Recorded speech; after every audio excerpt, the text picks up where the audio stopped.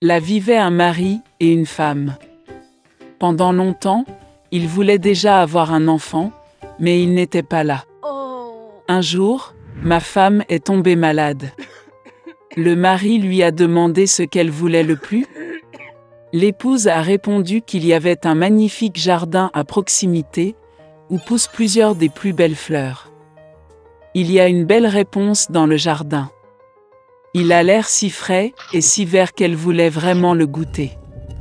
Mais le jardin était entouré d'une haute clôture et personne n'osait y entrer, car ce jardin appartenait à une seule sorcière. Elle possédait un grand pouvoir et tout le monde dans le monde la craignait. Le mari aimait beaucoup sa femme et a décidé de lui acheter une réponse, peu importe ce que cela lui coûtait. Et ainsi, au crépuscule, il grimpa par-dessus la clôture de pierre dans le jardin de la sorcière, prit à la hâte une poignée entière de réponses vertes et l'apporta à sa femme. Elle en fit aussitôt une salade et mangea avec gourmandise.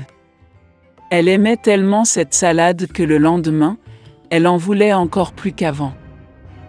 Le mari retourna dans le jardin, mais la sorcière se tenait déjà devant lui. Elle le regarda avec colère et dit qu'il paierait cher pour avoir volé la réponse. Il a demandé à la sorcière de ne pas se fâcher, car il avait arraché réponse pour sa femme, qui était très malade. Et il l'aime tellement. La colère de la sorcière passa un peu, et elle dit que si c'était vrai, elle lui permettrait de ramasser autant de réponses qu'il le voudrait, mais à une condition. Il devra donner à la sorcière l'enfant qui naîtra de sa femme.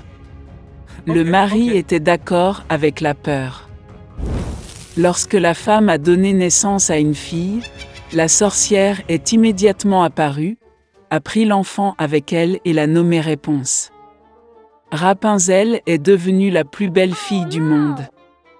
Quand elle avait 12 ans, la sorcière l'a enfermée dans une tour.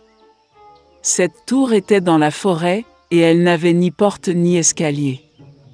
Seulement tout en haut se trouvait une petite fenêtre. Quand la sorcière a voulu escalader la tour, elle a appelé Réponse pour lui faire descendre ses faux. Et Réponse avait de beaux cheveux longs. Elle entend la voix de la sorcière, desserre ses tresses, les attache au crochet de la fenêtre, et les cheveux tombent, et la sorcière grimpe alors, s'accrochant à eux.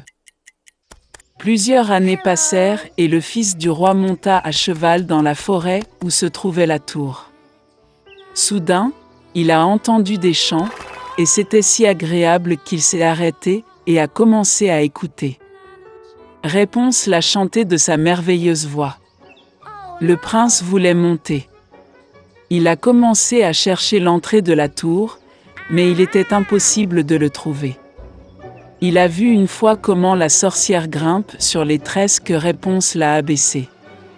Et le lendemain, alors qu'il faisait déjà nuit, le prince s'est rendu à la tour et a appelé Réponse. Elle entendit, baissa ses tresses et le prince monta. Réponse, voyant entrer un homme qu'elle n'avait jamais vu, eut d'abord très peur.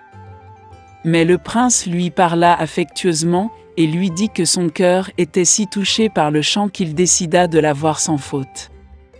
Puis Réponse a cessé d'avoir peur, et quand il a demandé si elle acceptait de l'épouser, elle a donné son consentement et lui tendit la main.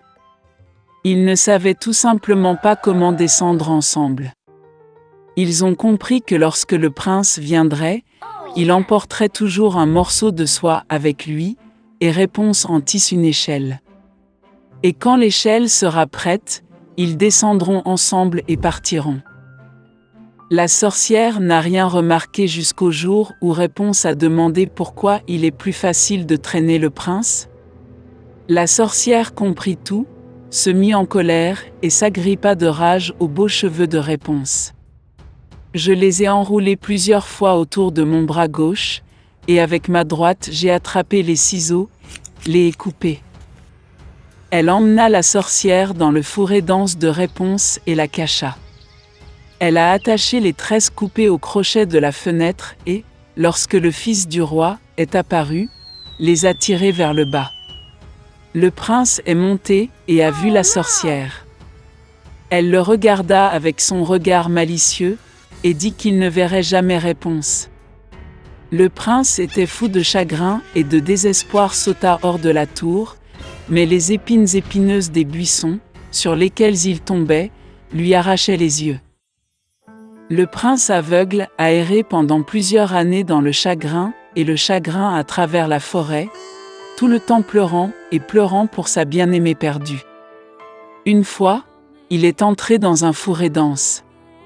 Soudain, le prince entendit quelqu'un chanter, cela lui semblait si familier, et il alla à sa rencontre.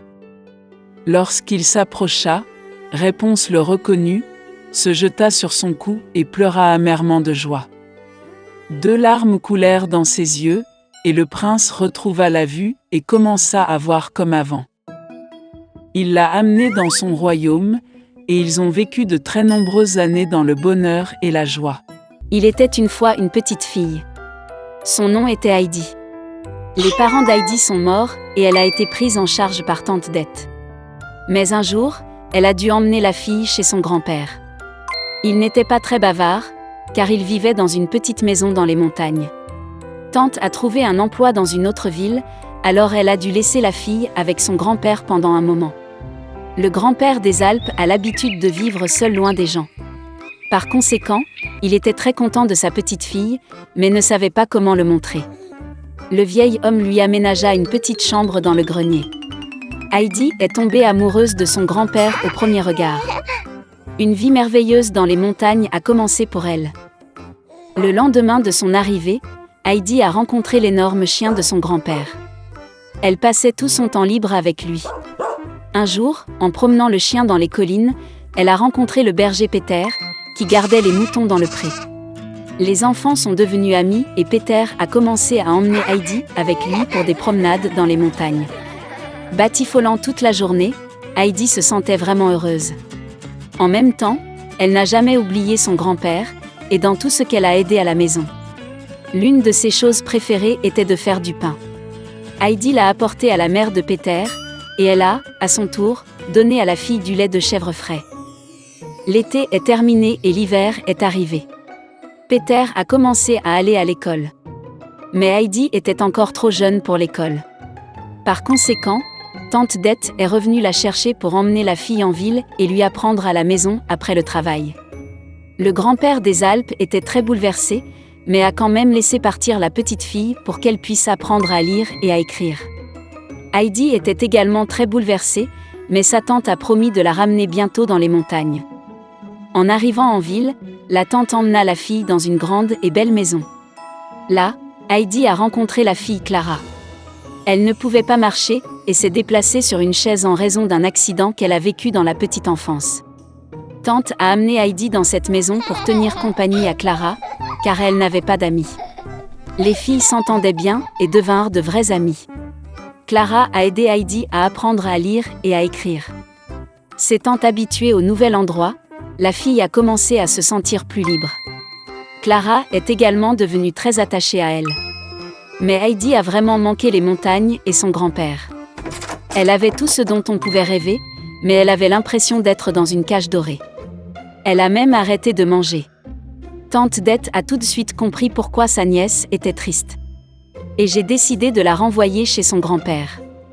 Clara était très bouleversée que Heidi doive partir. Mais la tante a promis que Clara pourrait venir rendre visite à Heidi l'année prochaine. Un an plus tard, Clara est venue à Heidi. Elle a rencontré Peter et les enfants sont devenus de très bons amis. Ils marchaient beaucoup dans les montagnes, respiraient l'air frais et mangeaient des aliments naturels.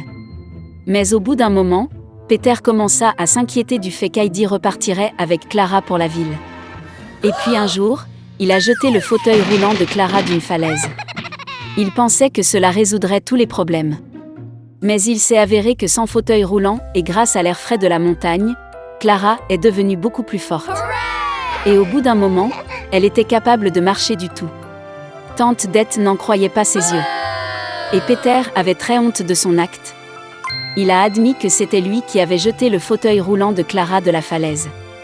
Bien sûr, les filles lui ont pardonné. et l'heureuse amitié des enfants a été préservée à vie.